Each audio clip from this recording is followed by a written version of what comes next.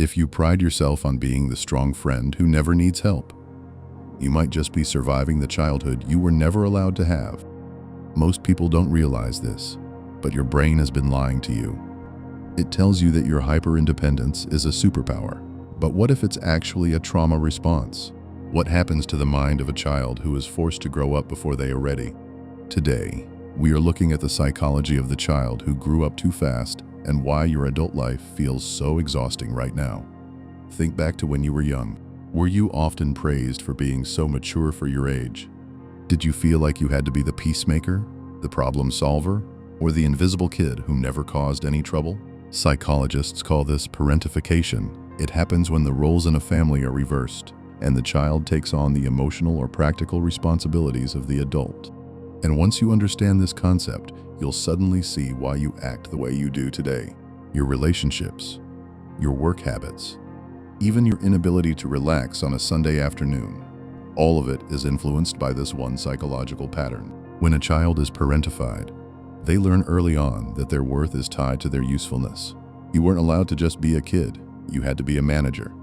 But here's where it gets complicated. Most people stop here and think, well, it made me responsible and successful.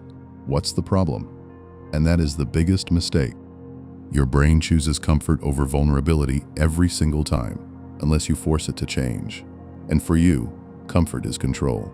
Psychology tells us that people who grew up too fast don't isolate themselves because they are naturally loners. They isolate themselves because their nervous system learned long ago that relying on others is dangerous. Deep down, your mind thinks, if I don't do it, it won't get done.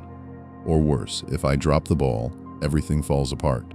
You aren't just a perfectionist. You're emotionally exhausted because you are still playing the role of the caretaker for a family that is no longer in the room. And this next part explains why your life hasn't changed yet. Despite all your self-awareness, this burnout you feel, it happens because you are living with a massive internal conflict.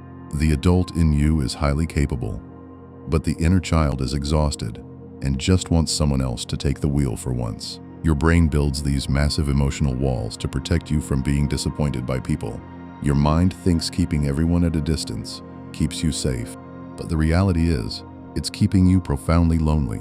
You attract people who need fixing, because fixing is the only way you know how to show love. If that hit you, good. It means you needed to hear it. It means you're finally ready to put the emotional baggage down.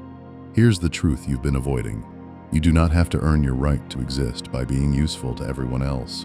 If you want to break this cycle, start with this one actionable psychological shift. The next time a friend or partner comes to you with a crisis, do not immediately offer to fix it. Instead, just listen. Say, that sounds incredibly hard, I'm here for you. Notice how deeply uncomfortable it feels in your body to not solve their problem. Sit with that discomfort.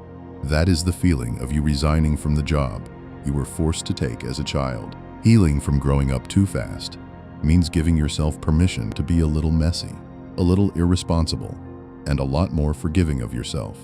It's time to finally let yourself play. If this video helped you understand yourself a little better, please subscribe and leave a like. It helps the channel grow so we can keep exploring the human mind together. Also, let me know in the comments, what is one childish thing you do now to heal your inner child? Until next time, take care of yourself. You don't have to carry it all today.